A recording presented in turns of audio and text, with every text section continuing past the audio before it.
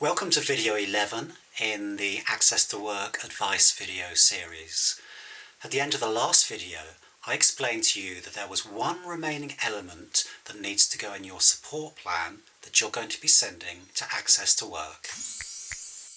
I said that this would account for about a quarter of your support plan. Let me clarify that. I don't mean a quarter in terms of the space it would take up. I mean a quarter in terms of the amount of time it's going to take you and your key supporter to get it all put together. Almost certainly you're going to need help from your key supporter to get this part of the support plan done. So key supporters and parents watching this video, be prepared to give as much help as needed.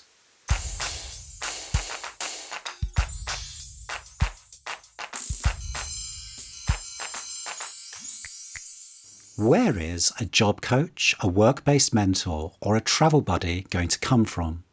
Most likely, they'll come from an organisation that supports people with learning disabilities and autistic people.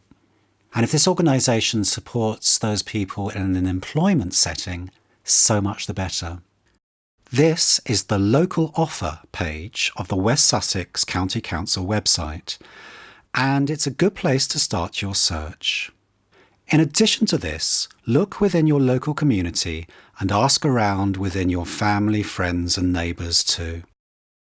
Then, my advice would be to contact 3 or 4 organisations and ask them if they could supply a job coach, a work-based mentor or a travel buddy, whatever you need.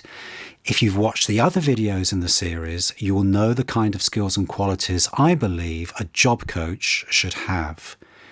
If you're a parent watching this, you will know the qualities you will expect a supporter to have if they are accompanying your son or daughter within the local community.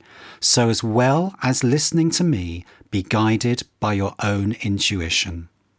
If you're looking for somebody who has some sort of certificate that says, I am a qualified job coach, I think you're going to struggle because there aren't many qualifications out there.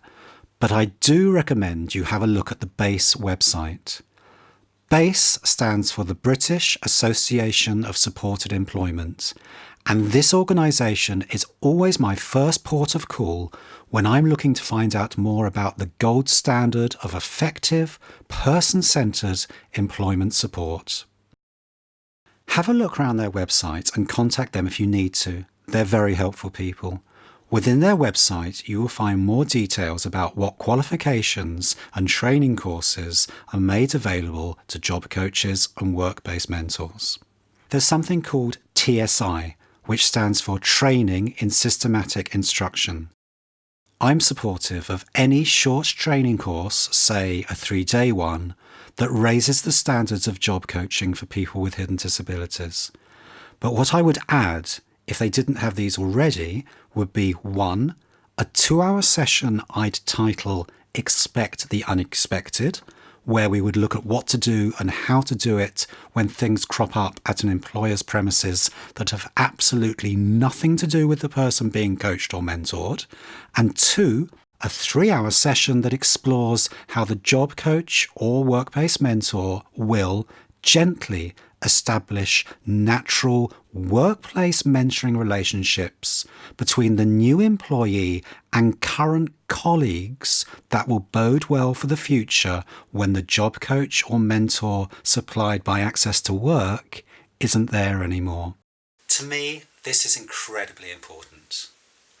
When I've reconnected with somebody I might have supported into a job many years previously, and who might now be sitting at home unemployed, the reason why they've left their job is simply this. They say to me, I didn't like my new boss anymore. Of course, nobody can predict what's going to happen months or even years down the line, but in my opinion, the best job coaches out there are the ones that appreciate many workplace relationship issues have to be handled with tact and diplomacy. And the gentle guidance a job coach will give using this tact and diplomacy will probably vary from colleague to colleague.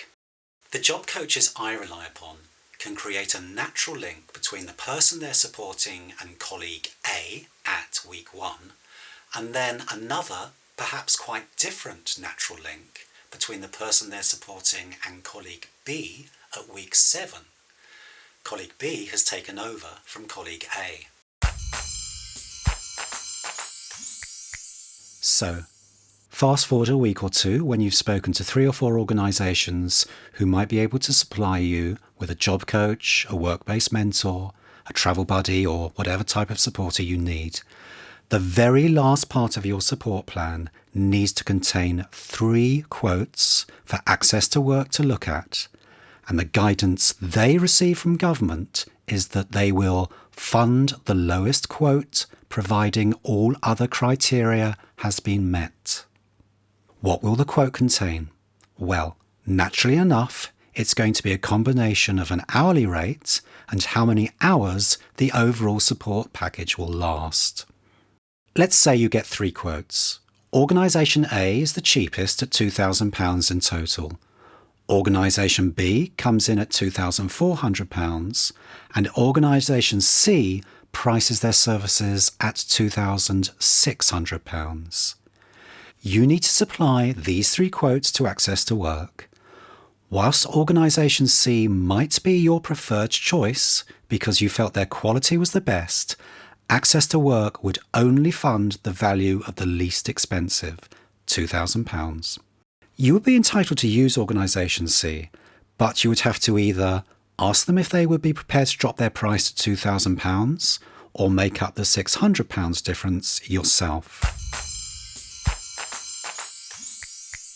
In video 10, I said that you need to tell Access to Work how long your support contract will last and how you expect it to taper off over time.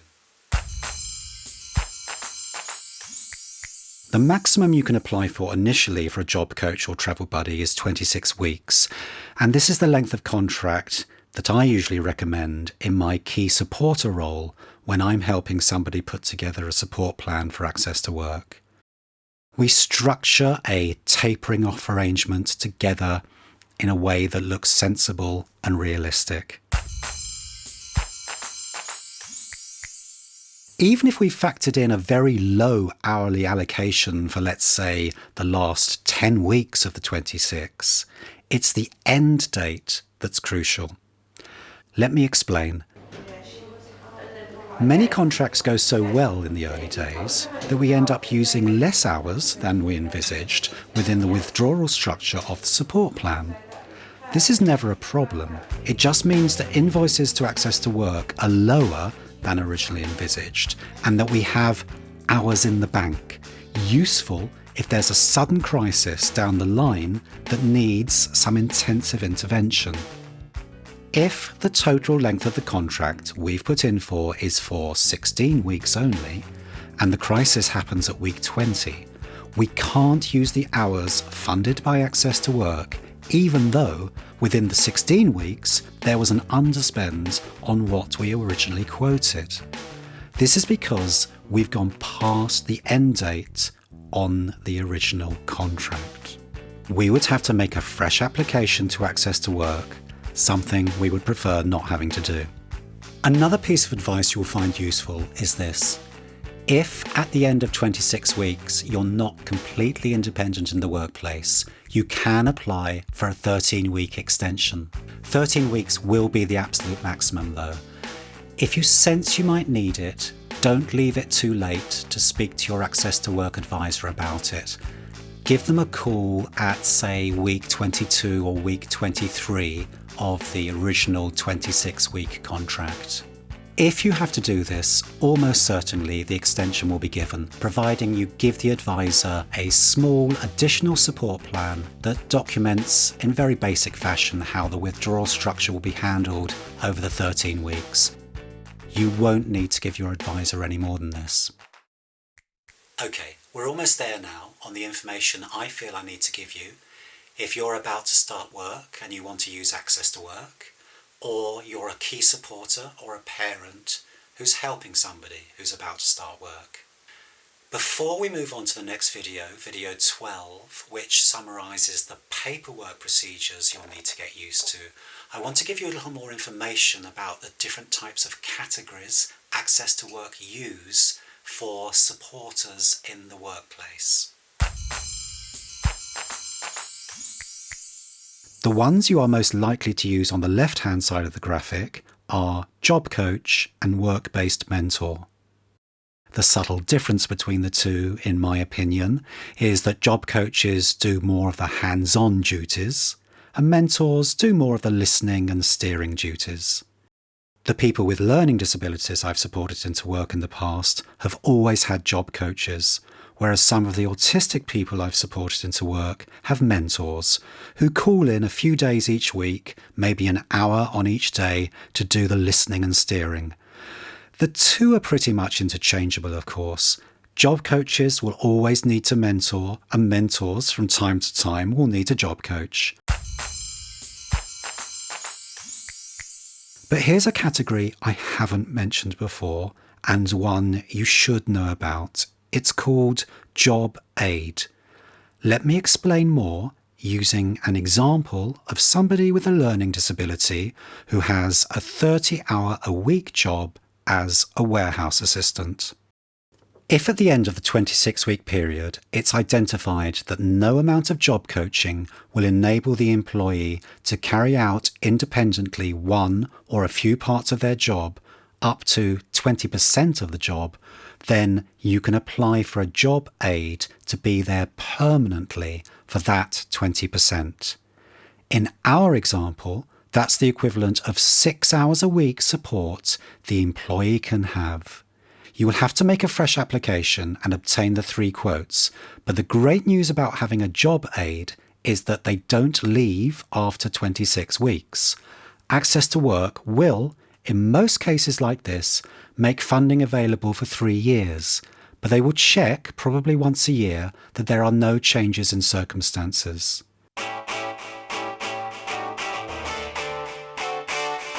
Video 11 is now coming to an end. In video 12, the last of the series, I'm going to give you the essential information you need to know about the Access to Work administration procedures.